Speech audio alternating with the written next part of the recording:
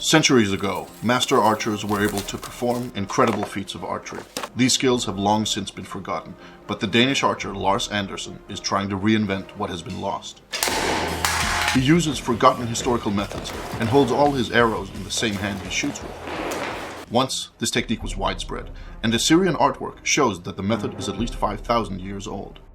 Arab Archery, the most extensive historical book ever made about archery, states, "This is the best type of shooting, and there's nothing beyond it in power or accuracy." Using this technique, Lars has set several speed shooting records and shoots more than twice as fast as his closest competitors. And being able to shoot fast is just one of the benefits of the method. But the big question is, why has it been forgotten today? About 10 years ago, Lars started using a bow. The arrows he carried in a quiver on his back. Surprisingly, the quiver turned out to be useless when it came to moving fast. The back quiver is a Hollywood myth and was not common in the past, but it is still spread all over the world. Why? Because modern archers do not move. They stand still, firing at a target board, something that was unknown in the past. These archers also started placing the arrow on the left side of the bow, just as archers do in movies. This is probably due to the fact that aiming at a stationary two-dimensional target makes you aim with one eye instead of two. This one-eyed aiming also led to bows with front sights and other technical gadgets, but that's another story. However, placing the arrow left around the bow is not good while you're in motion. By placing the arrow on the left side, your hand is on the wrong side of the string, so you need several movements before you can actually shoot. From studying old pictures of archers, Lars discovered that some historical archers held their arrows on the right side of the bow. This means that the arrow can be drawn and fired in one single motion, which is both faster and better. And this was not the only problem with archery today. Lars realized that what we thought was historical archery only works well for modern target archery and Hollywood films. If he wanted to learn to shoot like the master archers of old, he would have to unlearn what he had learned and start reading historical manuscripts instead. He would have to find his way back to a time when archery was simpler and more natural, exactly like throwing a ball. In essence, making archery as simple as possible. It is harder to learn how to shoot this way, but it gives more options, and ultimately, it's also more fun. A war archer must have total control over his bow in all situations, and must be able to handle his bow and arrows in a controlled way under the most varied of circumstances. The old manuscripts told Lars that master archers could shoot the bow with both hands and still hit the target, so he began practicing. It is also described that an archer in motion must be able to hit a blade so that the arrow splits in two parts, like this. Archers could also pick up enemy arrows and shoot them back, or grab arrows while on the move and fire them rapidly.